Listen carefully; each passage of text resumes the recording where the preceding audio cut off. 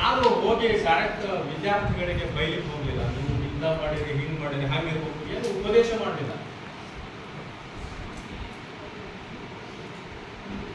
ಅವರನ್ನ ವಿಶ್ವಾಸಕ್ಕೆ ತೆಗೆದುಕೊಳ್ಳಿಕ್ಕೆ ಬಹಳ ಪ್ರಯತ್ನ ಪಡ್ತಾರೆ. ಬದಲಾವಣೆಯನ್ನ ಖಂಡಿತವಾಗಿಯೂ ಮಾಡಬಹುದು ಅನ್ನೋ ವಿಶ್ವಾಸ ನನಗೆ. ಸಂಪೂರ್ಣ 100% ಆ ಬ್ಯಾಚಿನ ವಿದ್ಯಾರ್ಥಿಗಳನ್ನ ಬದಲಾವಣೆ ಮಾಡ್ಲಿಕ್ಕೆ ಆಗದಿದ್ದರೂ ಕೂಡ ಎಲ್ಲೋ 1% ಕಷ್ಟಾದ್ರೂ ಅವರು ಬದಲಾವಣೆ ಆದ್ರು ಅಂತ ಈಗಲೂ ಕೂಡ ನನಗೆ ಆಶಾಭಾವನೆ. ಬೆಟ್ಟದ ಪ್ರೀತಿಯಿಂದ ಮಾತಾಡ್ತಾರೆ ಆ ಬ್ಯಾಚಿನ ವಿದ್ಯಾರ್ಥಿಗಳು. ನಂತರ ಹೆಚ್ಚು ಕಾನ್ಸಂಟ್ರೇಟ್ ಮಾಡಿದ್ದು ನಾನು ಆ ವರ್ಷ 9th ಮತ್ತು 8th. 9th ಅಂದ್ರೆ ಬಂದೆ 10th ಬ್ಯಾಚ್ ಆಗಿರೋದು ಅದ್ಭುತ ವಿದ್ಯಾರ್ಥಿಗಳಿದ್ರು. ಅದರೊಳಗೆ ಸಂಜನಾ ಪಾಟೀಲ್ ಆಗಿರ್ಬೋದು, ಬೇರೆ ಬೇರೆ ಕುಂಬಾರ್ ಆಗಿರ್ಬೋದು ವಿದ್ಯಾರ್ಥಿಗಳಲ್ಲಿ, ಭಾಗ್ಯ ಸಿದ್ಧಾಂತ ಆಗಿರ್ಬೋದು, ಎಷ್ಟೊಂದು ಪ್ರತಿಭಾವಂತ ವಿದ್ಯಾರ್ಥಿಗಳು ಆ ಬ್ಯಾಚ್ಗಳಲ್ಲಿ.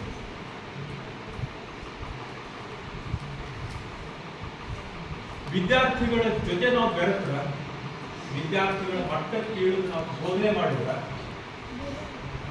ಅವರಿಗೆ ಸ್ಪಂದಿಸಿದ್ರ ನಿಜವಾಗ್ಲೂ ಆ ಶಾಲೆಯ ಮಟ್ಟ, ಶಾಲೆಯ ಗುಣಮಟ್ಟ ಖಂಡಿತವಾಗಿಯೂ ಹೆಚ್ಚಾಗಲಿಕ್ಕೆ ಹೆಣ್ಣಷ್ಟು ಸಂಶಯ ಇದೆ. ನಾನು ಅದು ಕಂಡುಕೊಂಡು ಈ ಮಧ್ಯದೊಳಗ SDMC ಮಾಡಬೇಕಂತ ಅದೊಂದು ಅದು ಬಹಳ ಸೂಕ್ಷ್ಮವಾದ ವಿಚಾರ ಇದೆ. ನಾನು ಎಷ್ಟು ತಲೆ ಮೇಲೆ ಕೈ ಹೊತ್ಕೊಂಡು ಕೂತಿದ್ದೀನೋ ಆ ವಿಷಯಕ್ಕೆ, ಅದನ್ನ ಇದು ಪ್ರಾಬ್ಲಮೇ ಅಲ್ಲ ಅನ್ನೋ ರೀತಿಯೊಳಗ ನನಗೆ ಸಹಕರಿಸಿದವರು ಚೆಮ್ಮಲಗಿ ಗ್ರಾಮದ ಎಲ್ಲ ಹಿರಿಯರು,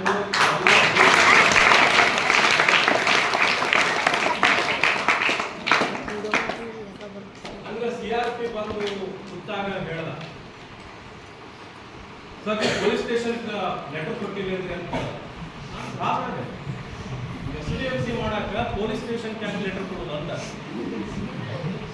ದಾಖಲೆ ಆಗ್ತೈತ್ರಿ ಪೊಲೀಸ್ ಸ್ಟೇಷನ್ ನೋಡ್ರಿ, ದಾಖಲೆ ಆಗ ಪೊಲೀಸ್ ಫೋನ್ ಮಾಡೋಣ, ಈಗ ಏನೋ ಆಗಿ ಯಾಕೆ ಲೆಟರ್ ಕೊಡೋದು ಅಂತ. 11:30 ಮೀಟಿಂಗ್ ಕರೆದಿದ್ವಿ. ನಿಯಮ ಪ್ರಕಾರ ಏನು ಚೌಕಟ್ಟುಗಳವ. 12:20 SDMC ಫಾರ್ಮೇಶನ್ ಬಿಟ್ಟಿತ್ತು. ಆಮೇಲೆ ಮಧ್ಯಾಹ್ನಕ್ಕೆ ಬಳಬಟ್ಟಿ ಸರ್ ಫೋನ್ ಬಂತು, ಸರ್ SDMC ಆಯ್ತೇನೋ, ಸರ್ಗೆ ಏನ್ರೆ ತ್ರಾಸ ಆದೇನೋ ಅಂತ ಮಾತು ಕೇಳಿದ್ರು ಒಬ್ರು ಹಿರಿಯರು. ಆ ಕಾಳಜಿಯನ್ನ ಗಮನಿಸ್ರಿ, ಸರ್ಗೆ ಏನ್ರೆ ತ್ರಾಸ ಆಯ್ತೇನೋ ಅಂತ.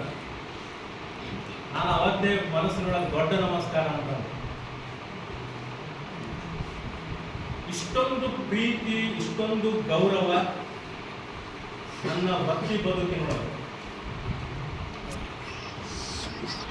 ನಾನು ಪಟ್ಟ ಆತ್ಮತೃಪ್ತಿ ಅಂತೇನಂತದ ಒಳಗೆ ಆತ್ಮತೃಪ್ತಿ, ಅದು ನಾನು ಕಂಡಿದ್ದು ಚೆಮ್ಮಲಗಿ ಕಾಂತ.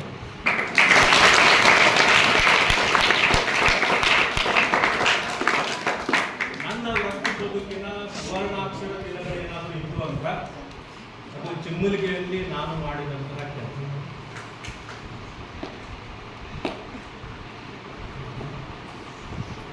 ಅನೇಕರು ವ್ಯಕ್ತಪಡಿಸಿದಂತೆ ಬಹಳ ಕಡಿಮೆ ಕಾಲಾವಧಿ ಉಳಿಯಿತು. ಆ ನೋವು ನನ್ನನ್ನು ಕೂಡ ಕಾಡ್ತದೆ. ಎಲ್ಲೋ ಒಂದು ಕಡೆ ಮುತ್ತಿಗೆಯವರು ಅನ್ಲಿಕ್ಕೆ ನೀವು ಅವಾಗಲೂ ಕೈ ಕೊಟ್ಟು ಹೋದ್ರಿ, ಈಗಲೂ ಕೈ ಕೊಡು ಮಾತಾಡಕತ್ತೀರಿ ಅಂತ. ಎಲ್ಲೋ ಒಂದ್ ಕಡೆ ನಿಜ ಅನಿಸ್ಲಿಕ್ಕೆ ಅದಕ್ಕಾಗಿ ನಾನು ಕ್ಷಮೆಯನ್ನ ಯಾಚಿಸ್ತೇನೆ.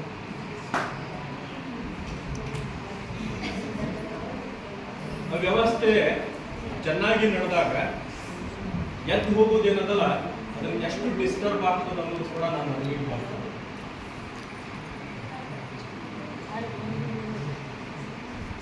ಬಂದು ಒಂದು ವಾರ ಆಗಿರಲಿಲ್ಲ, ಹೊಂದಾಣಿಕೆ ಆಗ್ಲಿಕ್ಕೆ ಆಗ್ತಾನೆ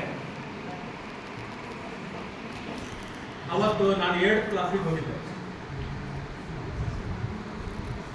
4-5 ಜನ ಗ್ರಾಮಸ್ಥರು ಬಂದರು. ಏನ್ರಿ ಹುಡುಗರನ್ನ ನೀರು